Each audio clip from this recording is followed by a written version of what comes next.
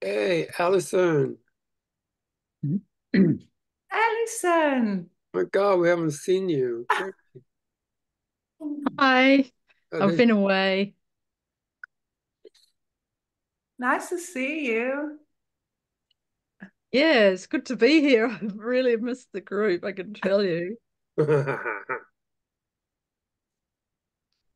Oh, very good. Finally got here. Oh, that's good.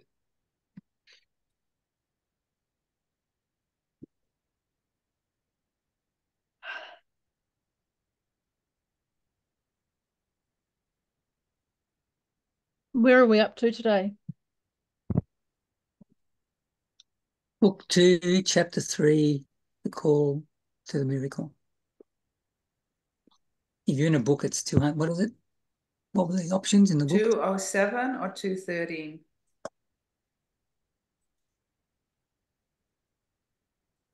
Sorry, what chapter? Three? Yeah, The Oh, Call the call to the miracle. to the Okay. Miracle. Yeah. 213 in my book.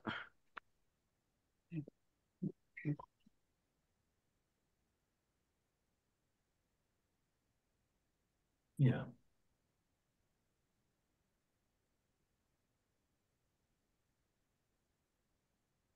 Did you start already? No.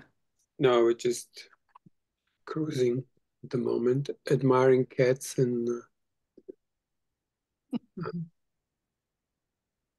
Hey, I did it. I disconnected my phone, guys, so it won't ring. here comes Akeem. We can start. Hi, Kim. Hi, Akeem.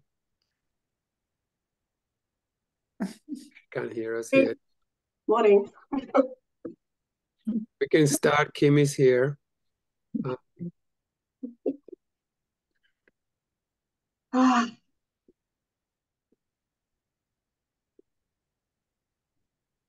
hey, Robin. Hi, Robin. hi, Robin. Hi, everyone. Hey. All right, let's spin it. Anybody would like to begin? Can Kevin begin? Yeah, Kevin. Yeah, Kevin. He's the chosen one. Okay. The Call to the Miracle. The first opportunities for the art of thought to be applied relate to memory in terms of your experience here. In other words, they will relate to the re-experiencing of all that you believe has shaped your life. These opportunities are but the forerunners of new learning. They are but opportunities to replace illusion with the truth, so that the truth of who you are is all that remains. Seeing how different from the experience of illusion is the experience of truth is the same as seeing how different the art of thought is from the thinking of the ego mind. Mhm. The art of thought is diametrically opposed in the thinking of the ego mind. Amazing, isn't it? The ego mind sees nothing for what it is. The ego mind sees not anything but what it wants as gifts, and even these it sees not as gifts but as rewards. The ego mind barters rather than giving and receiving as one, believing in a return only for effort. Because it sees only rewards and not gifts, it cannot see that gifts are shared. Because it cannot see that gifts are shared, it cannot afford to see relationship.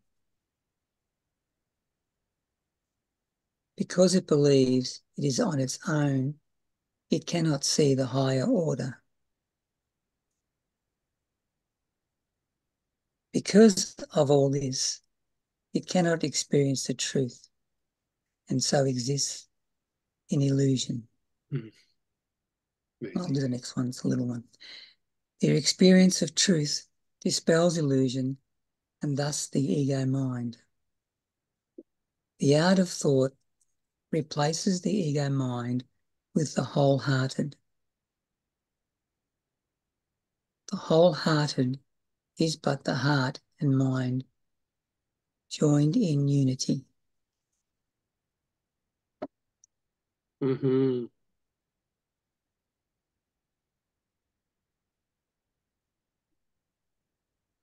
Wow.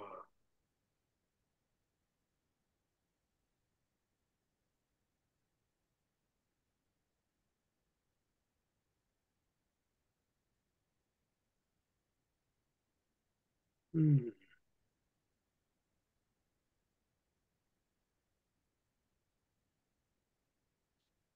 Wow.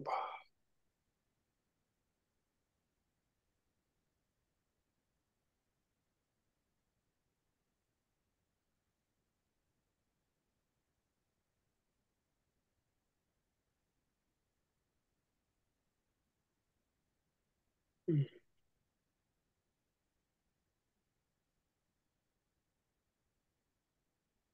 3.5.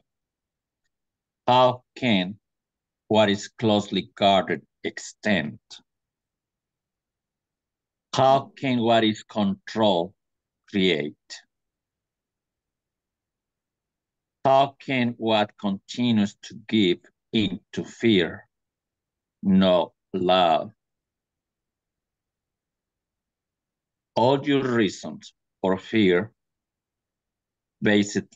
living have been discounted one by one, and yet you dare not try to live without it.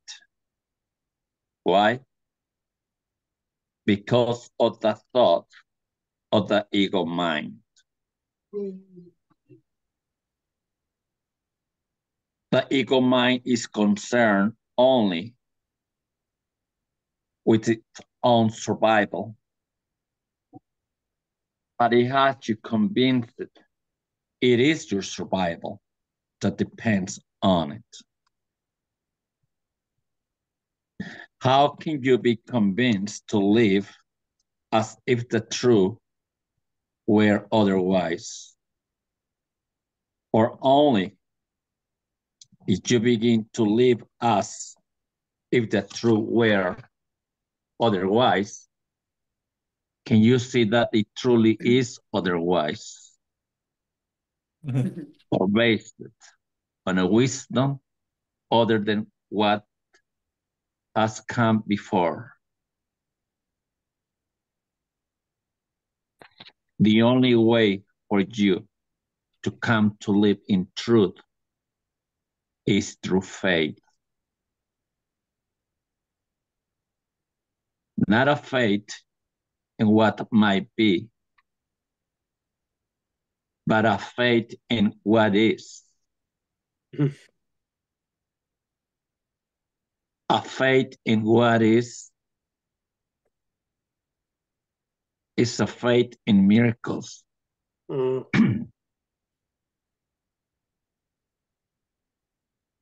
Miracles that are what you are now asked to call upon. For calling upon miracles is an act of faith. You think the quest for miracles is a quest for proof that demonstrates a lack of faith, but the reverse is true.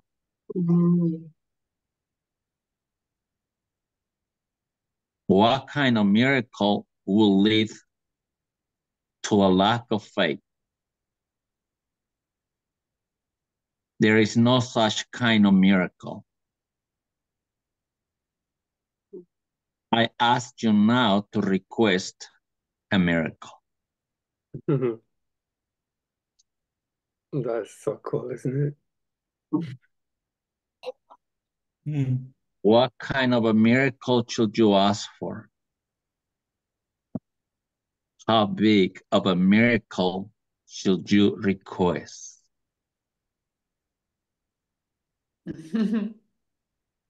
How big is your faith?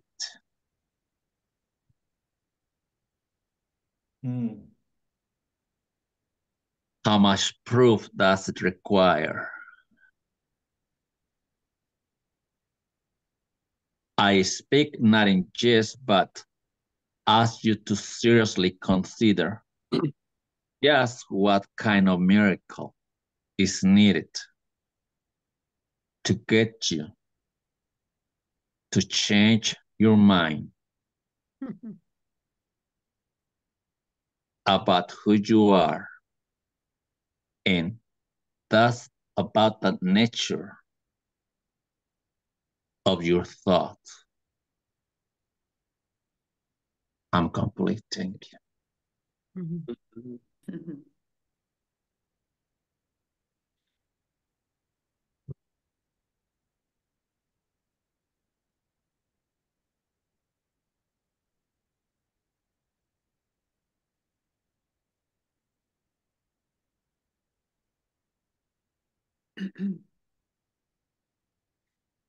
Observe yourself as you think through this question. Can you remove all fear from it? Why should it be that fear is what you encounter? The bigger the miracle that occurs to you, the more you are likely to fear the consequences.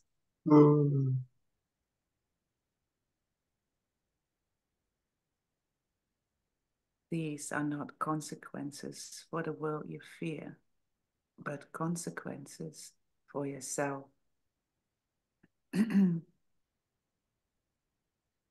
If you requested a miracle and it came true, what then?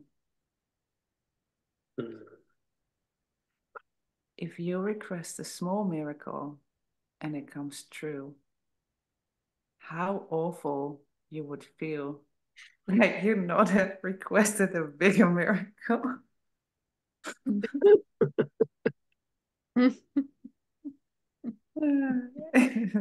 Oh my God, human mind, huh? You will almost feel panic at the thought of such a choice being put before you. If you will agree to choose a miracle at all, which many of you will balk at doing, you want to choose the right miracle.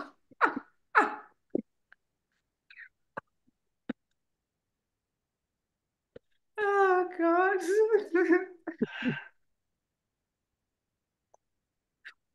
Yeah. Some of you may think through just what kind of miracle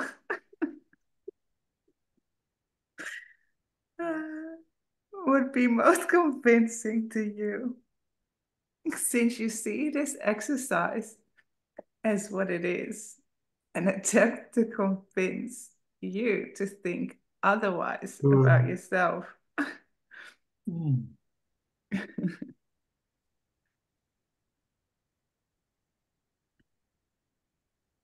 If you ask for a cure for a disease, how will you know that this cure is a miracle?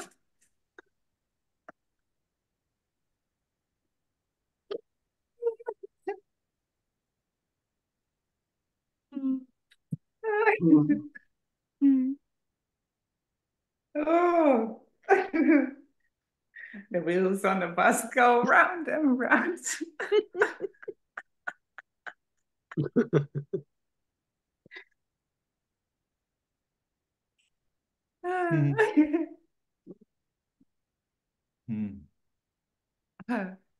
How will you know that this cure is a miracle and not the result of scientific discovery or the natural course an illness was bound to take?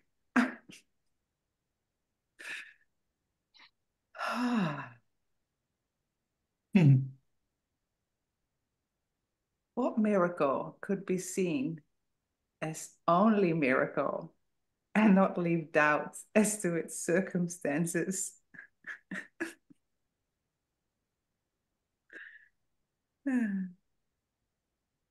Would you choose a miracle that would leave no room for doubts?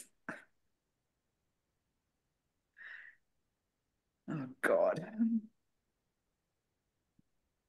Such a simple miracle might be the turning of water into wine. What harm could come from it?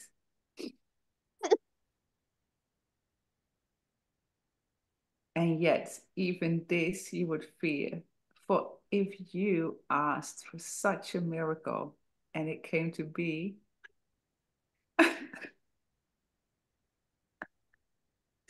you would then have to contemplate your power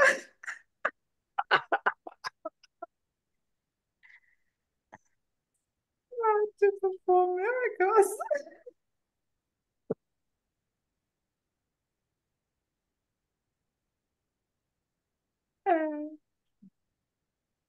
Here you find your greatest fear of all, fear of your power. Well, I am complete. You sure are. Hmm. Mm. Oh, God. And it was amazing. Nice one.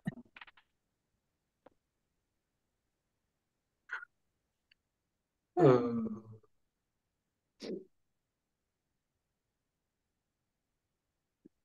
If you really did,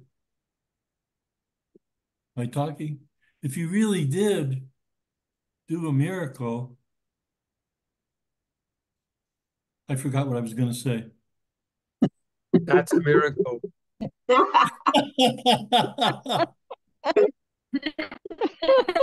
But it was very poignant. We are sure of it. We're absolutely sure of it. Well, thank you. I know you mean it. So Yeah, no, all in love for sure. Because it is the art of thought is like there is nothing to say. Because the perception is not an attribute of God. And when we talk, We yeah, can't hear you, Tonka. It's all like garbled. Yeah, that's a miracle.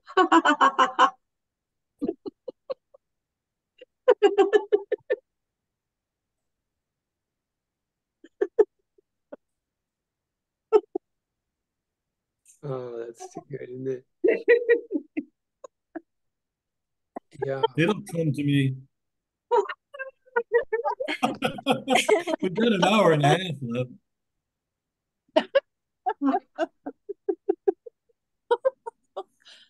Oh, God.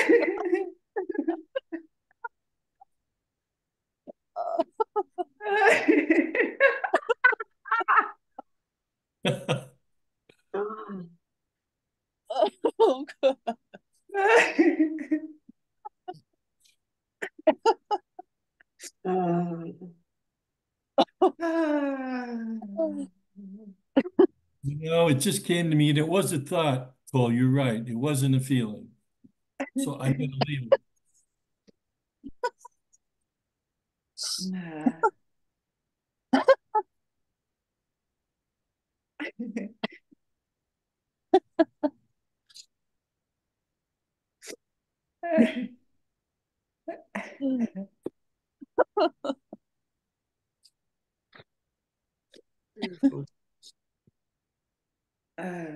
Thank you.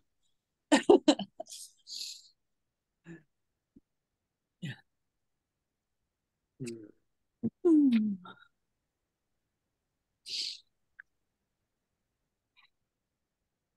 Beautiful.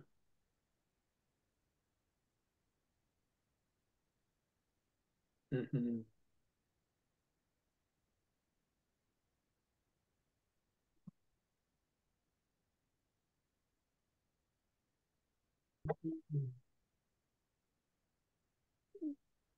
As was said within A Course of Love, willingness does not require conviction, but leads to conviction. The apostles had faith in their ability to perform miracles. The faith they showed was in their willingness to try.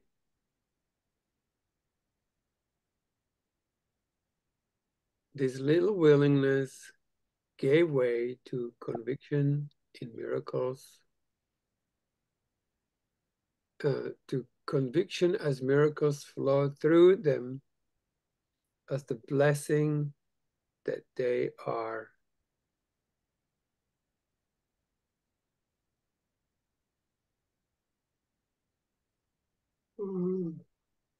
I do not want to lose any of you here, but such is your fear that you can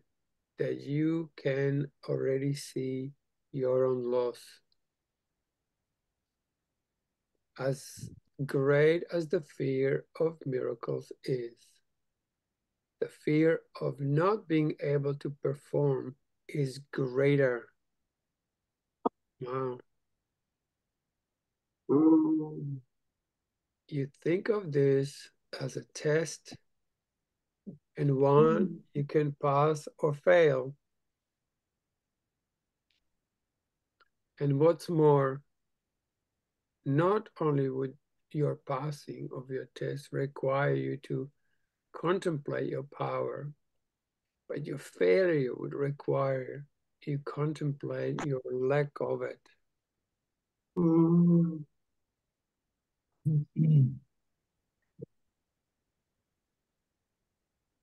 If you ask for a miracle and it did not come to be,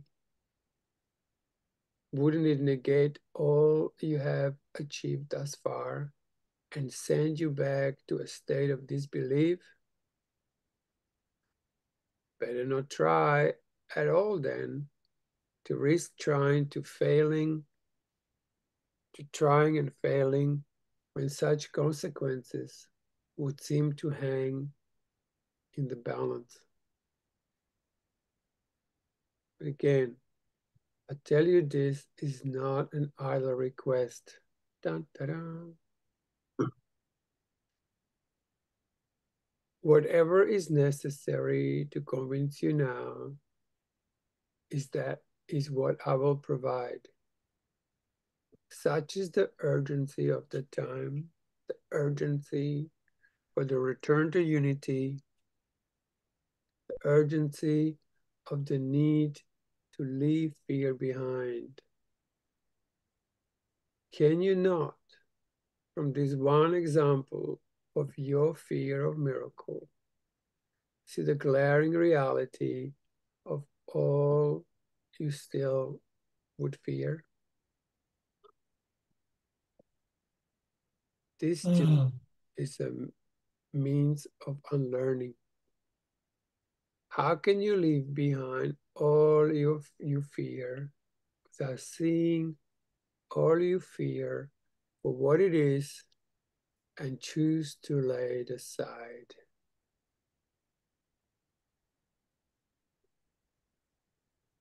Wow, it's amazing, isn't it?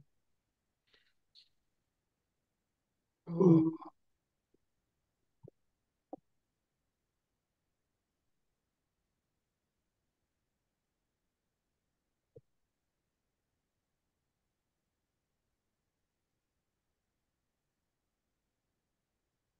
Mm.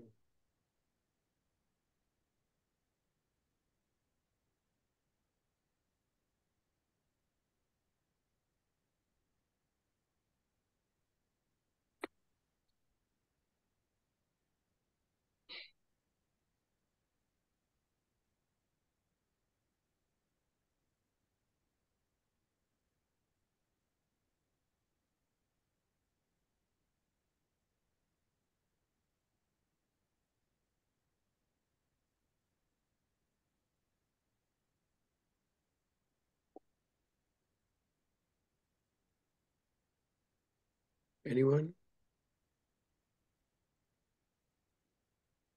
I'll go. Thanks, Kim. This does not have to be done right now if your fear is mightier than your willingness. But hold this thought within your mind. What is needed to convince you will be provided. Such is the urgency of your return to unity. If not now, then soon you will be asked to make this final choice. This choice to leave fear behind for good and to become who you are.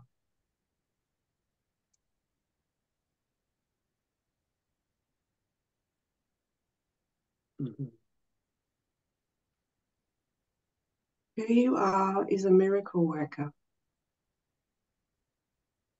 This is not all that you are, but is a measure of who you are. This is not all that you are, but this is the quickest means of realizing who you are.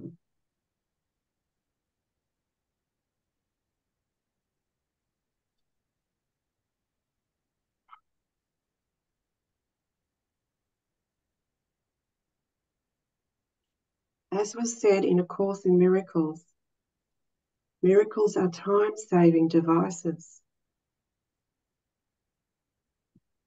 Although asking you to choose a miracle would seem to violate one of the rules of miracle readiness, as described in A Course of Miracles, the extreme need of your return to love requires extreme measures.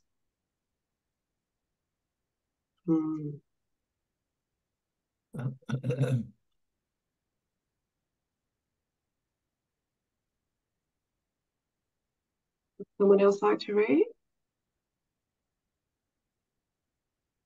You carry on for a moment, Kim.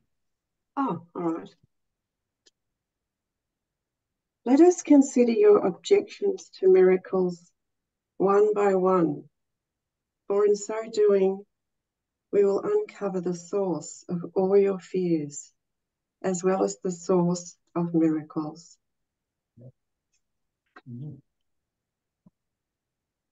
First, you will say you have no objections to miracles, only to having them performed through you. Your lack of willingness to perform miracles, you will say, stems from your unworthiness to perform miracles.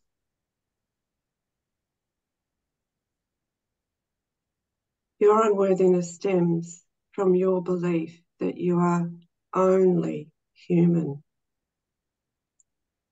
You are not God. You are not a holy person. Thus, miracles should not flow through you.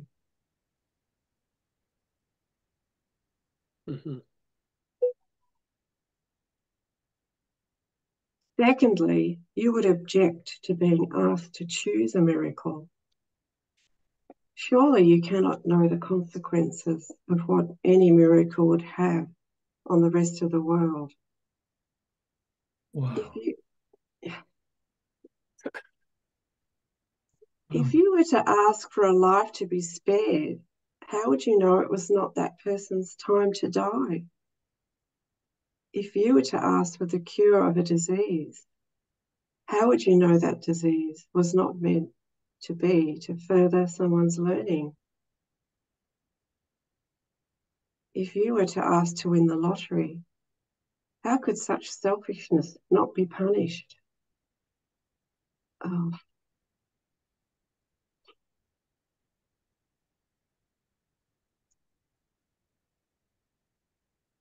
Thirdly, you might, at the suggestion that you need proof to shore up your faith, balk even while you remain convinced that a failure of such proof would shake your faith.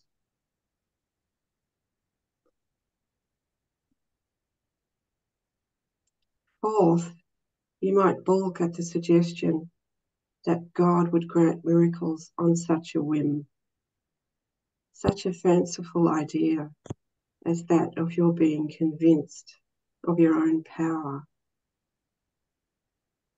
How could this possibly be important?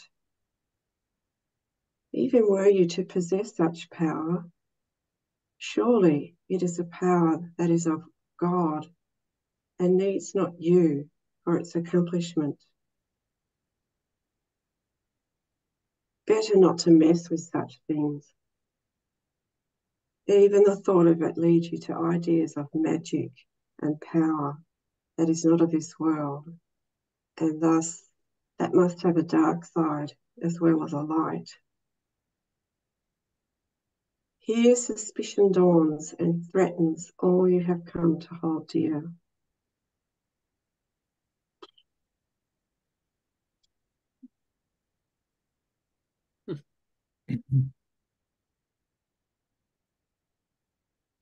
Mm.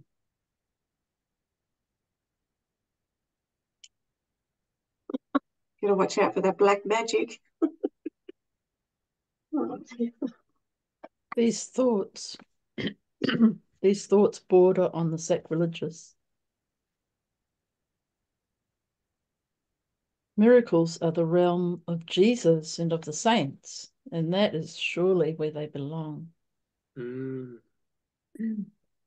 To even implore them would be heresy.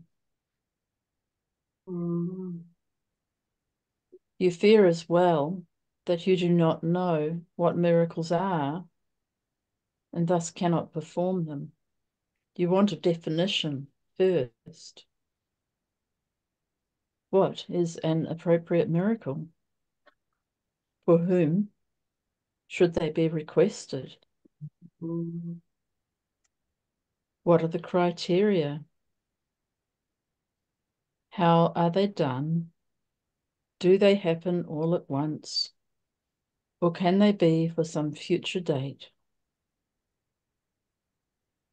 What about the correction of something that has already occurred? You have far too many questions without answers to choose a miracle. Mm. Although many more fears might prevail upon you, we will consider only one further fear: the fear of making the wrong choice in your choice of miracles. This is the same as a fear of scarcity. For surely the working of one miracle would be a fluke anyway.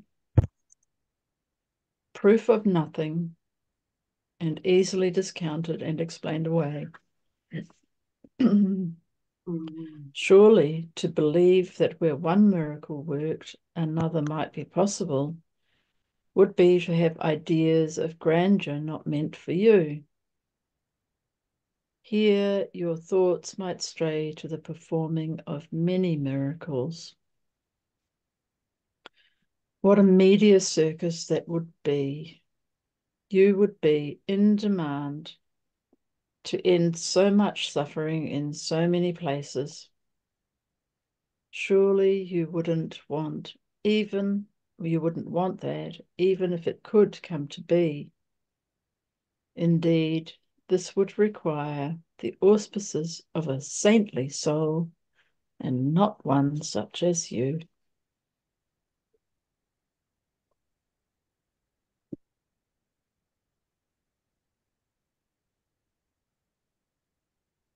See you not the choices made in each of these scenarios and the reasoning or lack of reasoning behind them? You are not worthy, you are not saintly, godlike, or even holy. You might choose incorrectly, you might invoke retribution, you might be selfish, you might be proved to have no faith, you might succumb to thoughts of grandeur. In short, you are too afraid, for a variety of reasons, to try. In short, you are not willing to have many reasons for not being willing. No. In short, you are not willing and have many reasons for not being willing.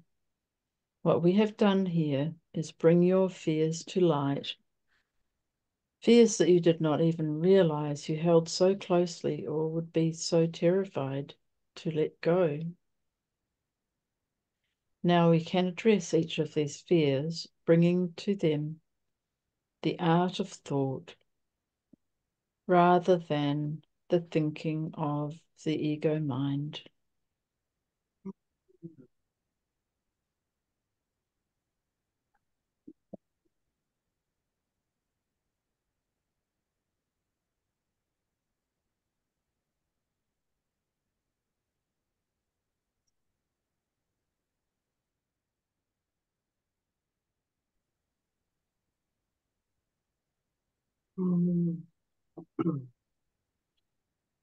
Yeah, let's keep going.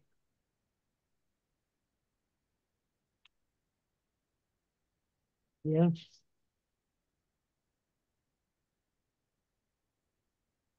Who would like to read next?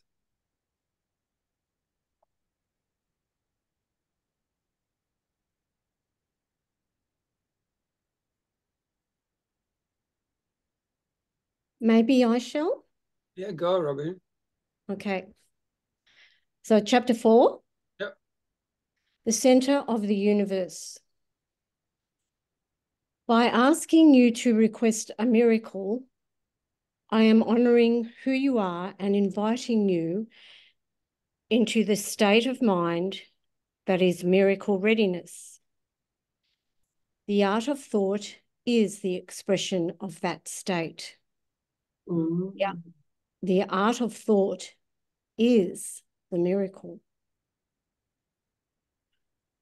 Thus, we must dispel, along with the illusion of fear, the illusion of specificity. If you have not been asked to request a specific miracle, you have not been asked to request a specific miracle. Although your thoughts have naturally gone to consideration of the specific, this is but an indication that you are still in the habit of thinking you learned under the instruction of the ego mind. This treatise, whatever, must change that habit in order for all your thoughts to become the miracles that express the truth of who you are. This treatise will put your instruction fully under my guidance and allow you to disregard the instruction of the ego mind.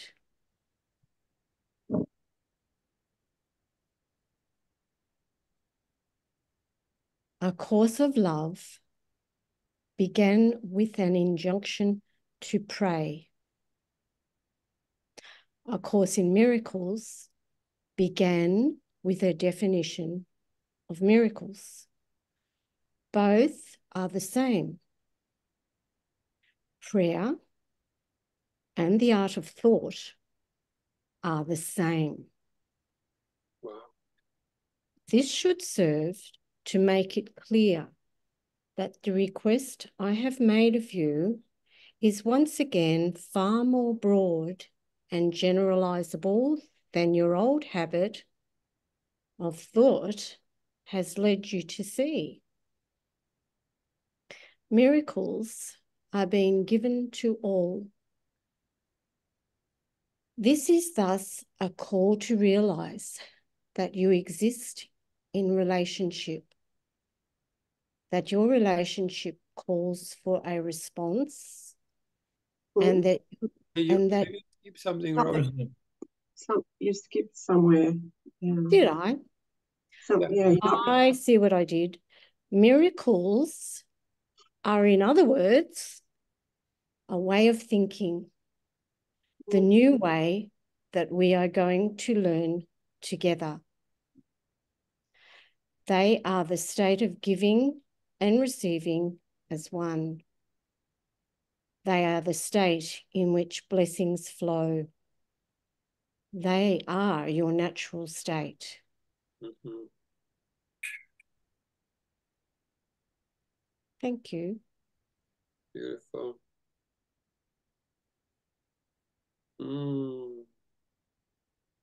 Way of thinking.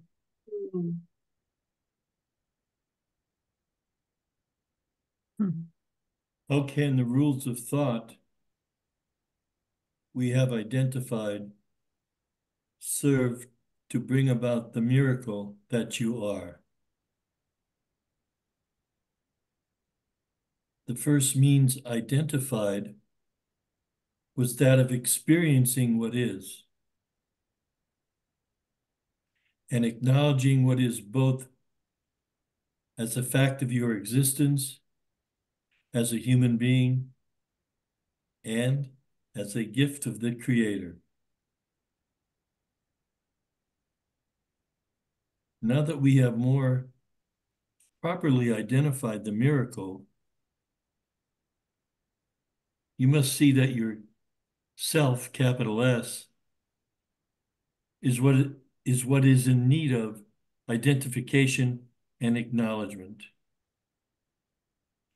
This identification and acknowledgement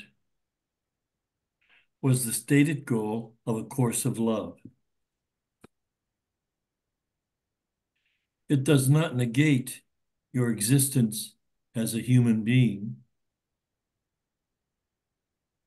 nor does it deny your existence as being a gift of the Creator. Recall the sunset. Are you any less the glory of God than the sun? This is a call to be as aware of yourself, capital S, as you are capable of being aware of the sunset.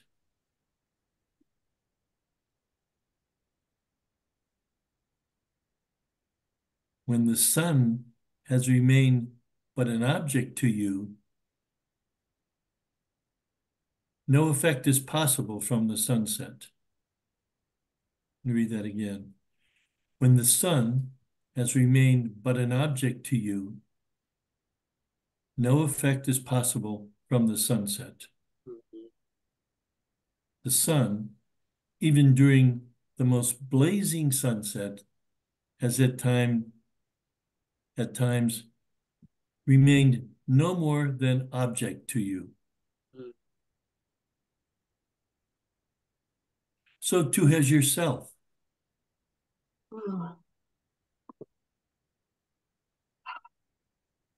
When yourself is seen as no more than a body, it is seen as little more than an object.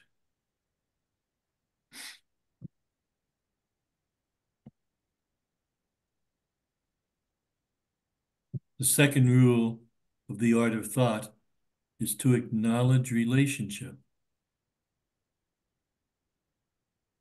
The call for a response. And the nature of all gifts is being given to all.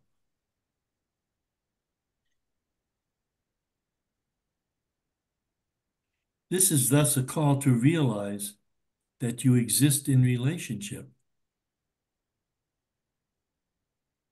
that your relationship calls for a response, and that you are given to all as all are given to you. And that you are given to all as all are given to you. This is an enormous shift in your habit of thought as you become the center of the universe.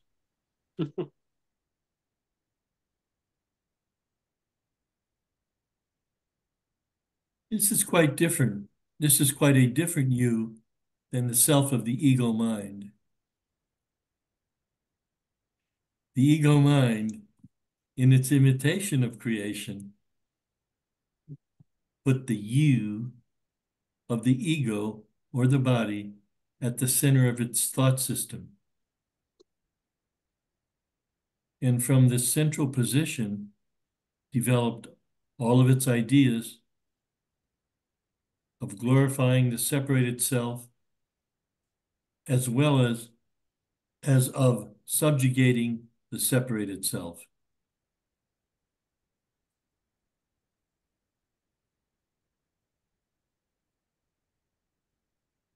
This subjugation to the ego mind is what led to the ego mind being able to develop the laws of man.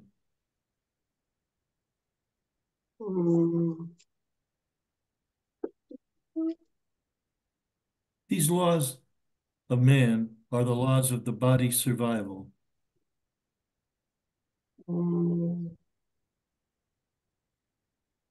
I am under no laws but God.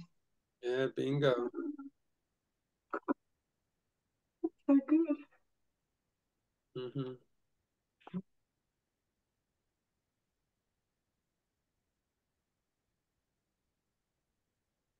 Your responsibilities shift completely under the laws of God. Your thoughts are released from their concentration on what exists outside of you, as your responsibility is placed where it belongs, in the call to respond.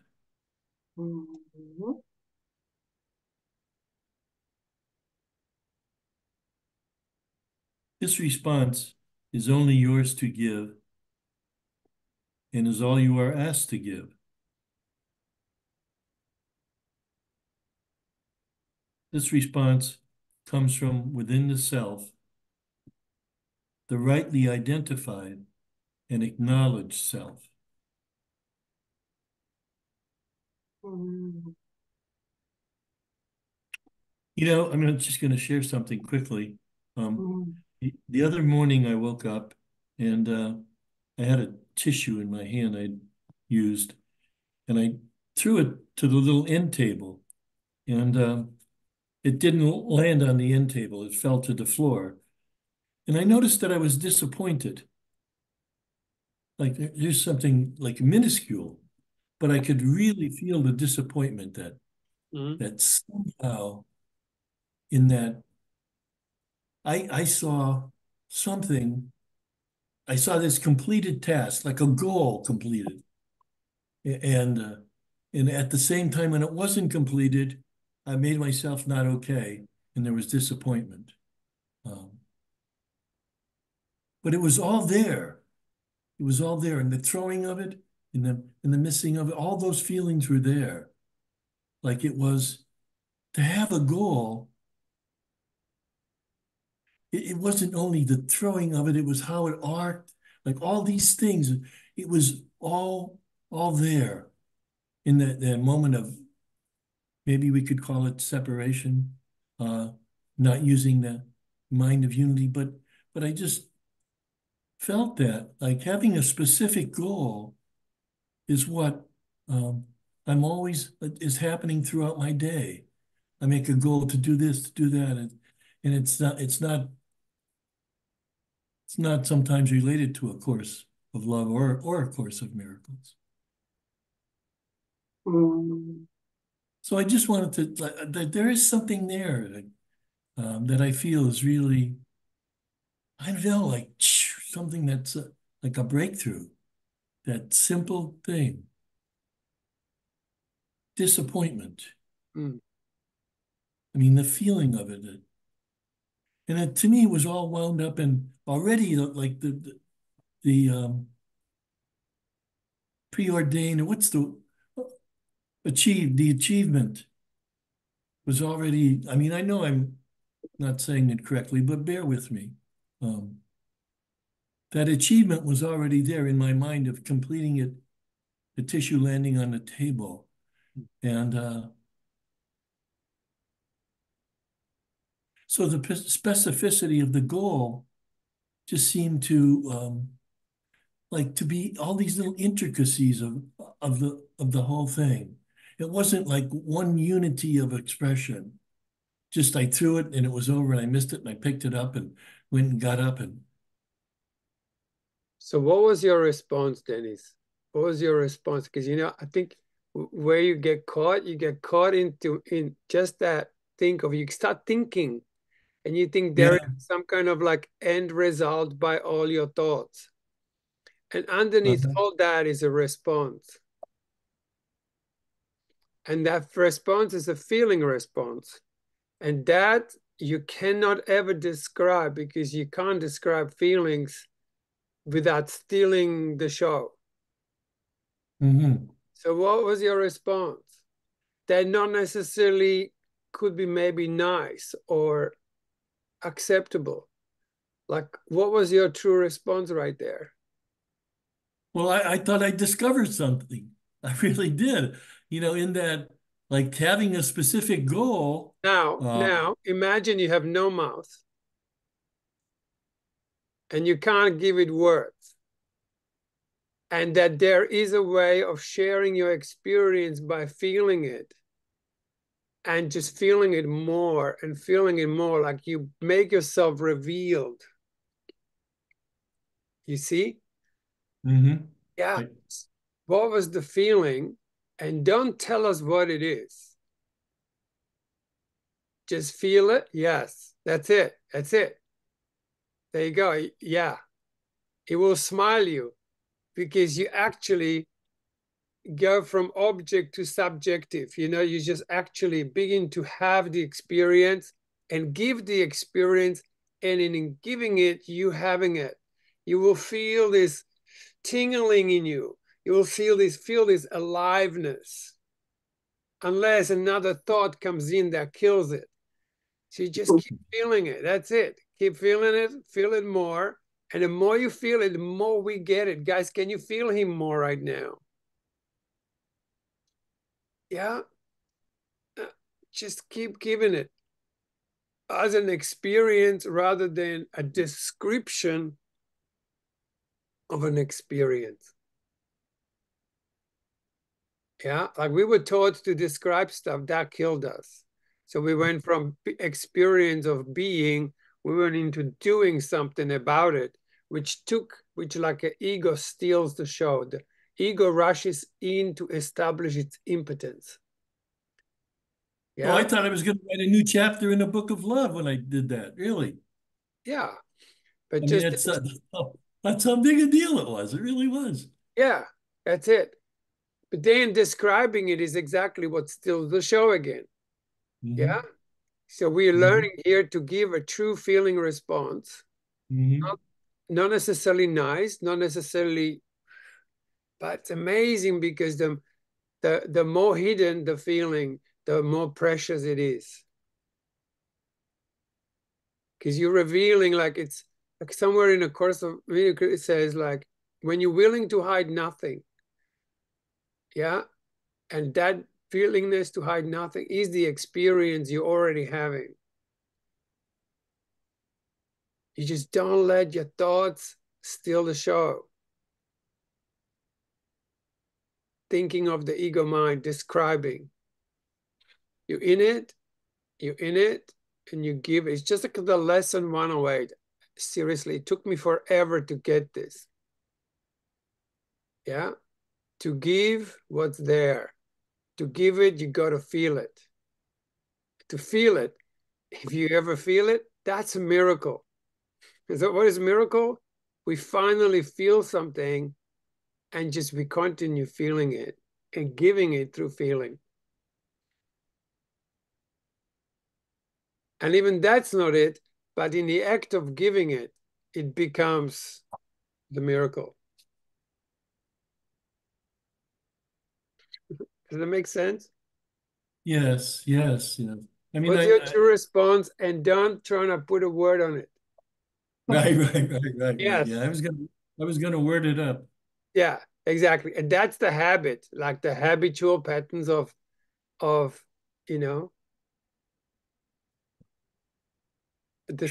describing the experience rather than having it and allowing it and giving it. You give it by actually just feeling it and allowing it to feel more. That's all. Yeah. Thank you, Phil. No, thank you.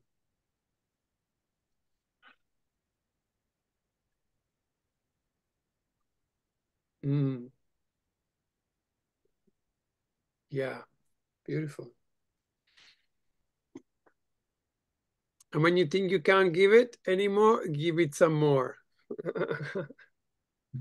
And you just give it some more. And you become an oozer of your experience rather than a loser that the mind comes in and steals the show. Right. So is that what is meant by like time saving? Yes.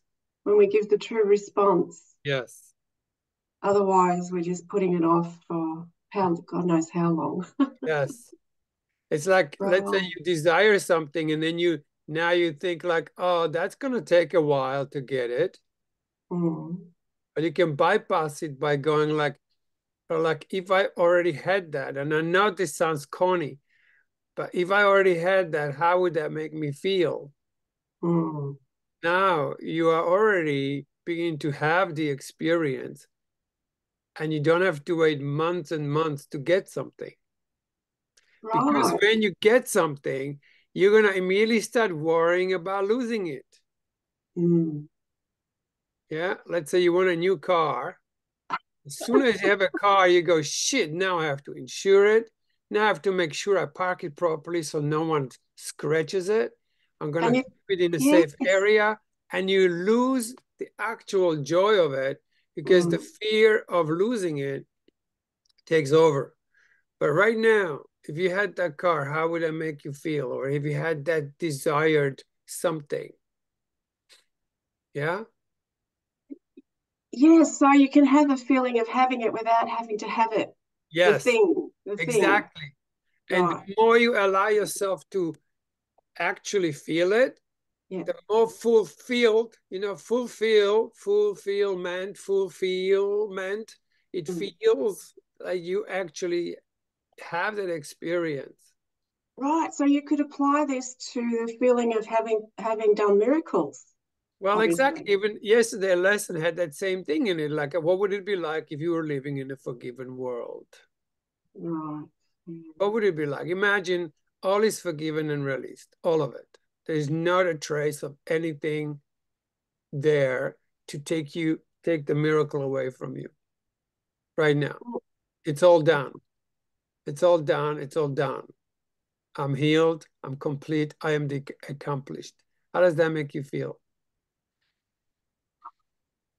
If a thought creeps in, you go, nah, I'm just feeling the end result.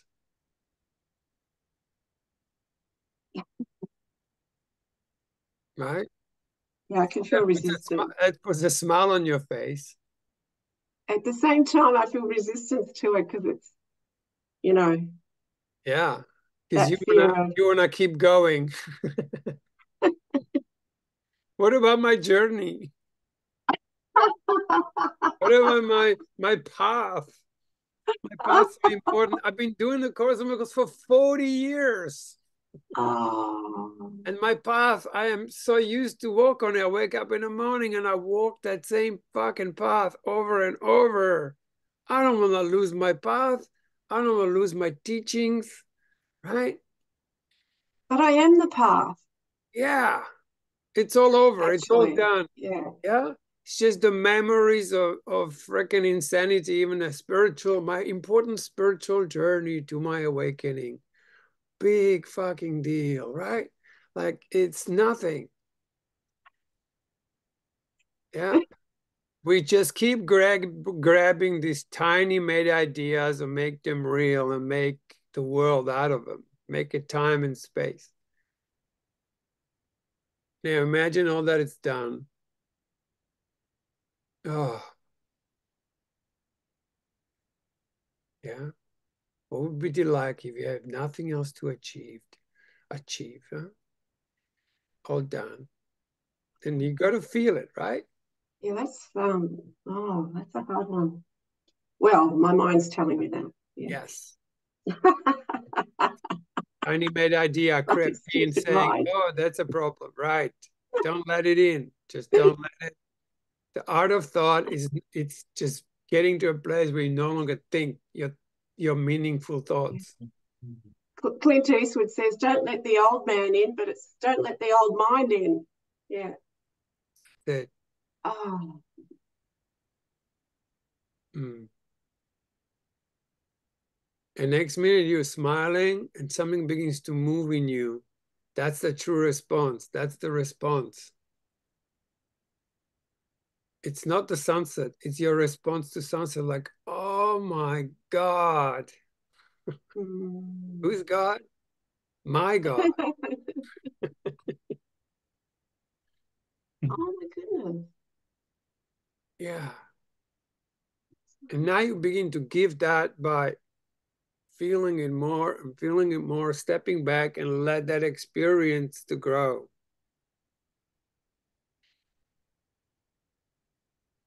Yeah. Right.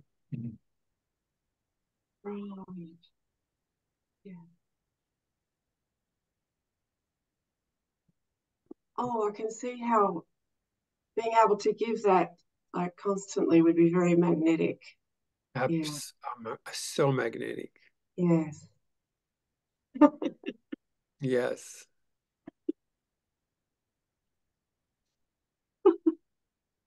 It calms down the electric, you know? Electric becomes pure presence. And you're magnetic.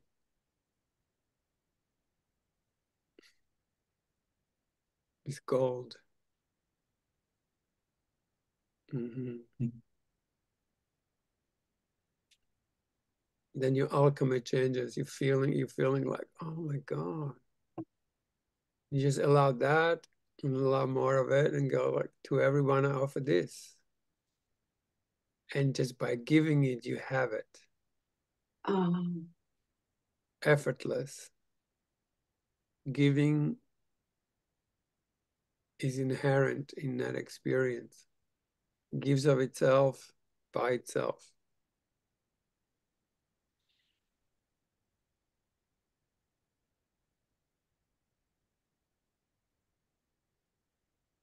So without a true response, there's nothing to give. Yes. Is it? Right. Yes. Okay. You're just the empty, an empty thing. Somewhere in the Course it says that, doesn't it, about being an empty something or other. It's horrible.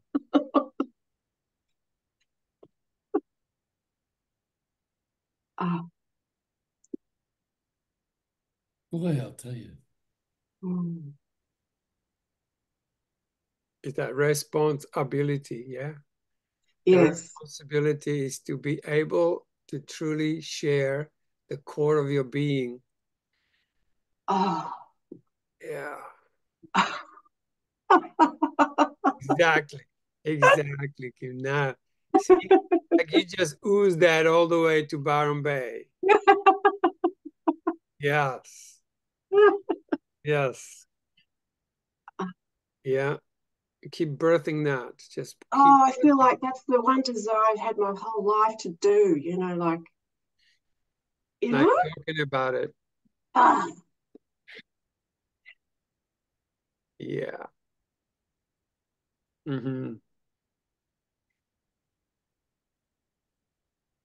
Yeah.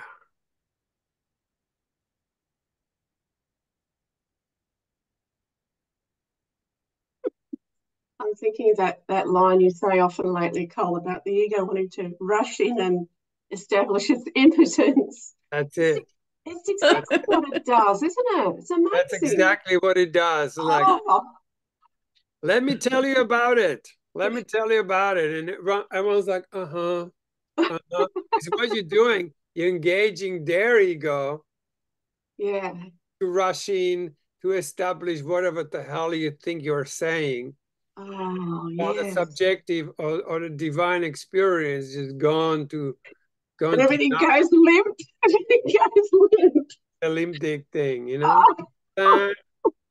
The experience is gone. Oh, wow. That's Mm. it's an outrage, isn't it? Like I suddenly feel outraged that it does that constantly. Constantly. Oh.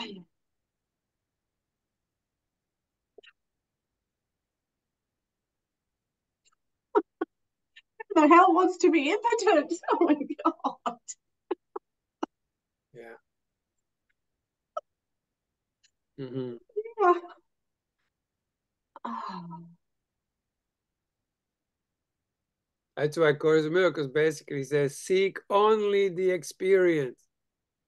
Yes, It doesn't say seek only experience, seek only experience, only. And do not let theology of any kind, no matter how holy, to delay you.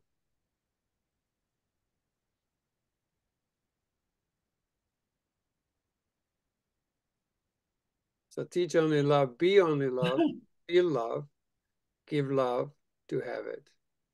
That's the art of thought. So many times while you guys were talking, I had thoughts that I wanted to share that were, just would fit right in. It's just so interesting to watch it all. Yeah. Unwinding. Yeah. All these thoughts. First obstacle to this amazing experience we're often having is the desire to get rid of it. Mm. Mm. Mm-hmm. So you let the mind come in and steal the show. I step back and let the experience lead the way. Yeah, or try to understand it. And then frame it. And then hang it on the wall. Take it apart and fix it. And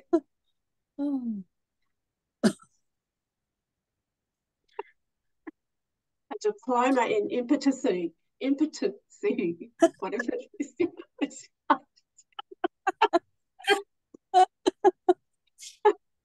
Beautiful. That's it. Oh, silly. Holy shit. Mm-hmm.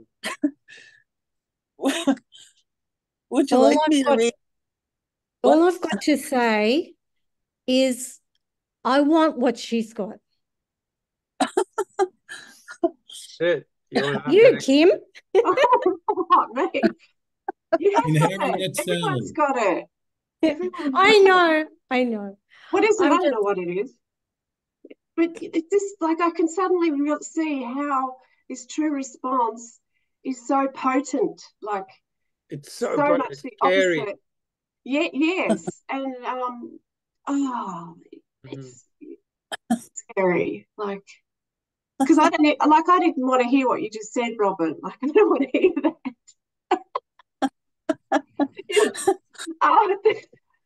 It's just crazy. It's so hard to just allow it. Yeah. Well, sometimes it's so funny too. Yes. Back when we were reading, like you will almost feel panic at the thought of such a choice being put before you. It's like how the mind goes on that squirrel wheel, like what? you know, like crazy. But it's so funny. Like we were laughing before at that part. Like it's so funny when you hear it or you see it. That's why too, sometimes when I see it in others, I realize, oh, we are so funny. We are so funny. Yeah. Big comedy show here.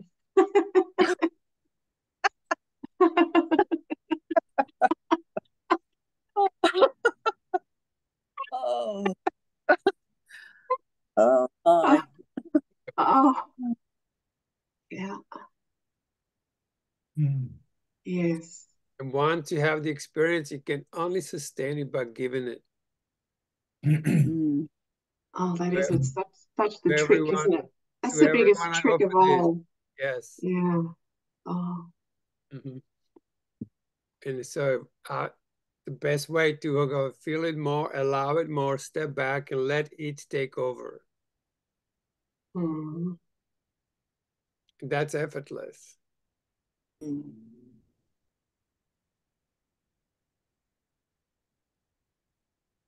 And when you think you can't allow it more than that.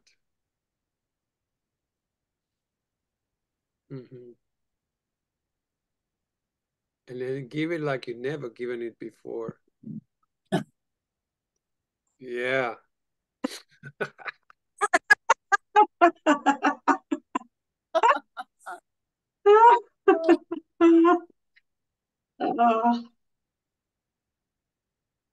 Yeah.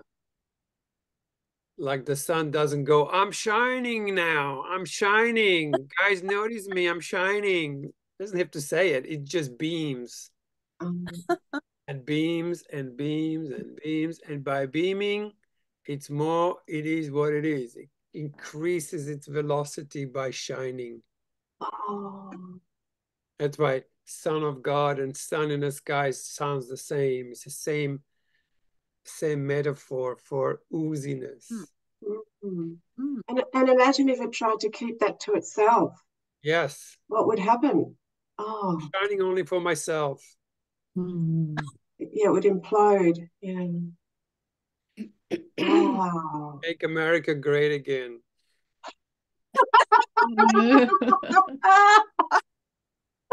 I was wondering when that was. The dinosaur time, the caveman time. Like, what was yesterday?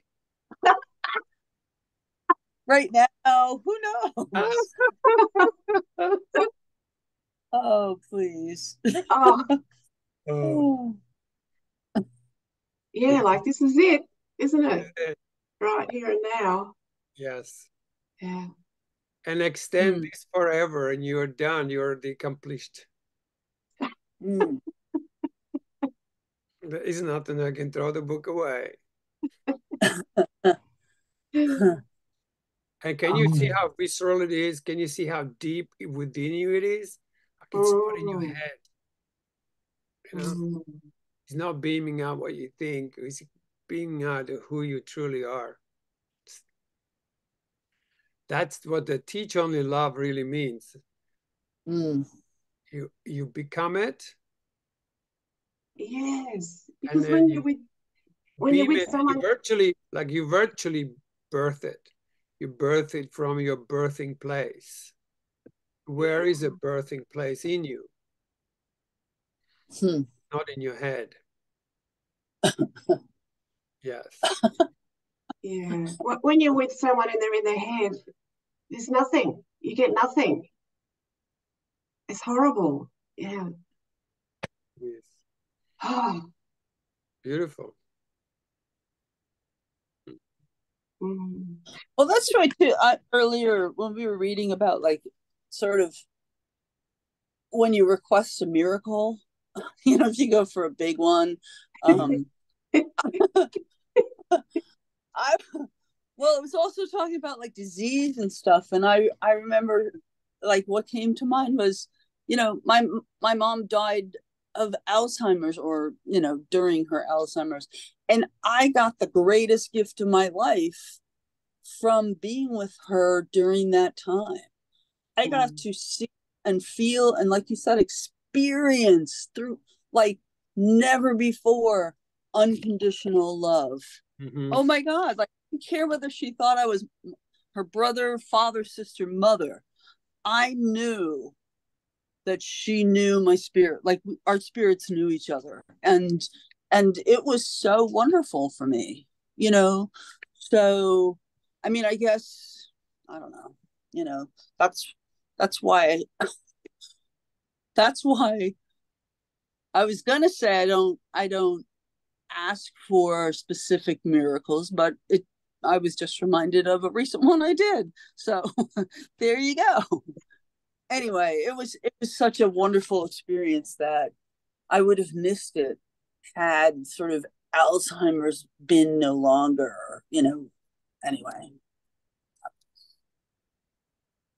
As my dad aged, he would always say, look at this house, it's beautiful, you know? He never drove a car. And I really got to appreciate it was new. Every house was new for him. It wasn't him saying thing and repeating himself. It really was new. And you could hear it in his voice. Yeah. You know, it had a quality to it, like it just rang out. I mean, it was just really just beautiful. That's why you can never define God, because it's always brand new. Like right now, it's comparable to anything ever. But right now it's already brand new. And right now it's already brand new. And now it's brand new, incomparable to a second ago, and brand new now. And then new again. That's so we can't. That's creation. Yeah. And it's brand new.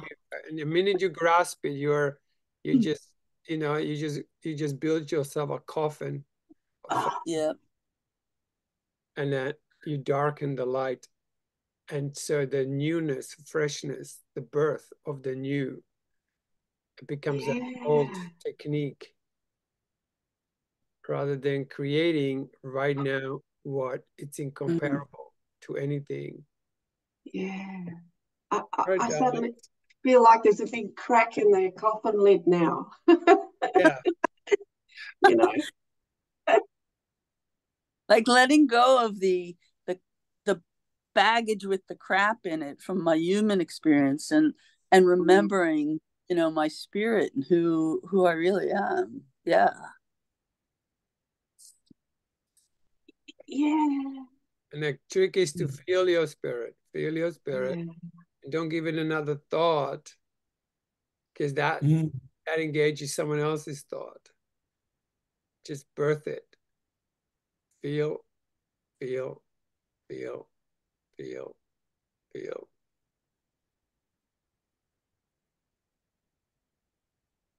All right. Can anybody remember where we were? And then we'll continue next week. Yeah.